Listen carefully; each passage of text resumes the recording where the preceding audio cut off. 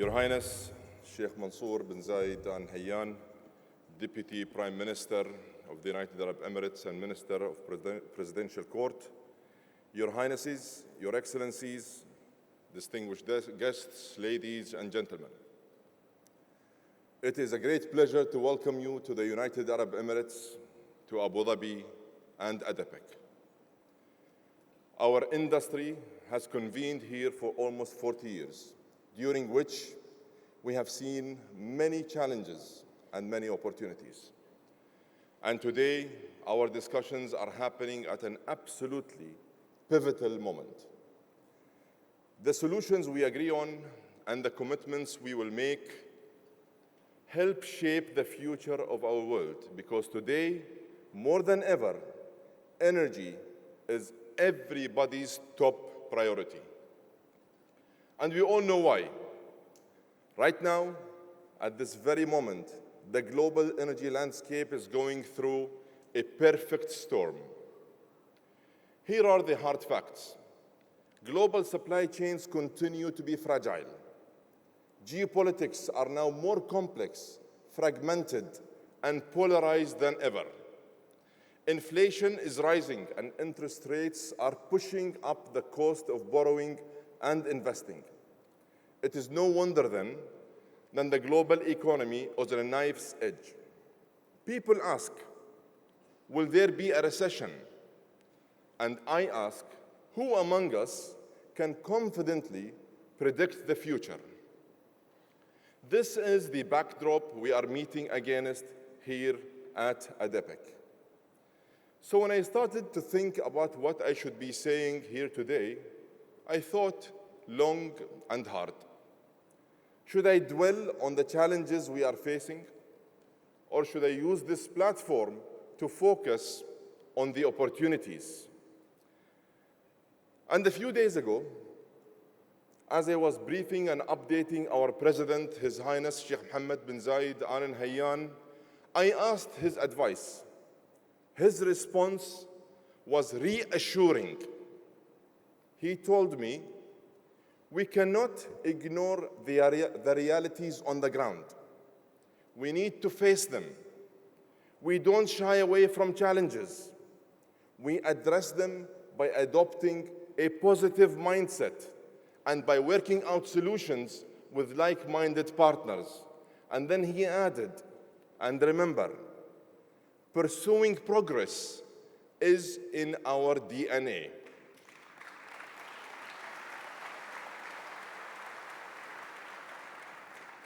So today, I stand before you with a message of realism and also of optimism. Now is not the time to point out that the long-term underinvestment in oil and gas has made a difficult situation even worse. We know that already. The data is very clear. If we zero out hydrocarbon investment due to natural decline, we would lose 5 million barrels per day of oil each year from the current supplies. This would make the shocks we have experienced this year feel like a minor tremor. If this year has taught us anything, it taught us that energy security is the foundation of all progress, economic, social, and climate progress. And there is no better place in the world to drive that progress than right here in Abu Dhabi at ADAPEC, where the best minds are gathering from all over the world. And let me just add this. The solutions the world needs are also major opportunities for all of us. And let me explain why. Our world is on its way to being home to 9.7 billion people by 2050. And to meet their needs, the world will have to produce 30% more energy than today. And as we meet that need, we will be helping to bring electricity to almost 800 million people who don't have it today. We will also be helping to transform the lives of 2.6 billion people who have no access to clean cooking and heating fuels. The world needs all the solutions it can get.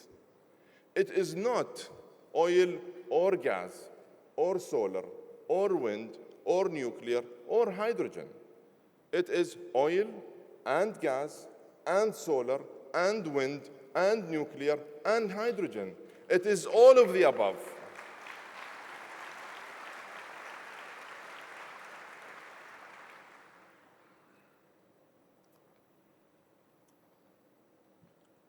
It is all of the above, plus the clean energies yet to be discovered, commercialized, tested, and deployed. The world needs maximum energy, minimum emissions. This is why our leadership decided to be a first mover in renewable energy over 16 years ago by launching Masdar. It is why we were the first country in the region to deploy nuclear power. And it is why ADNOC is making today's energy cleaner while investing in clean energies of tomorrow. At ADNOC, we have connected all our operations to zero-carbon nuclear and solar power. We are electrifying our offshore operations to cut their carbon footprint in half. And we are pressing down harder and harder on our methane intensity, even though we already have one of the lowest levels in the world. Maximum energy, minimum emissions. Moving forward, technology will be one of the greatest enablers for our industry. And this is an area where we can amplify and accelerate our impact. As an example, take carbon capture and storage. It is one technology we can take to scale, not just in our industry, but in fact in all industries. And there is hydrogen. Just a few days ago, I saw the first shipment of ammonia arrive from the UAE to Hamburg, Germany. It did feel like a historic moment.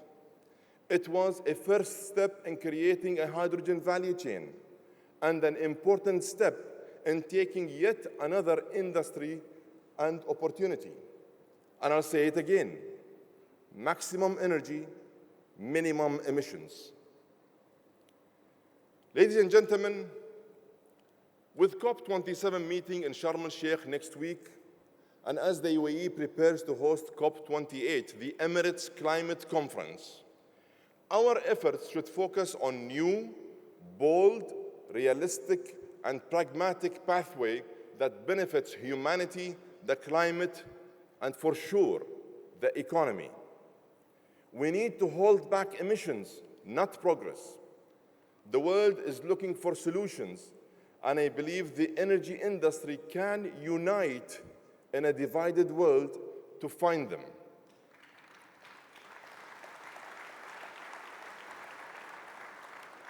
Colleagues, I believe that the future is forged by those who make the first move. So today, I extend an open invitation to all our partners and friends. Let's make that move together and forge that future. All we have to do is take the opportunities ahead of us. Energy security, accessibility, and sustainability is what the world wants.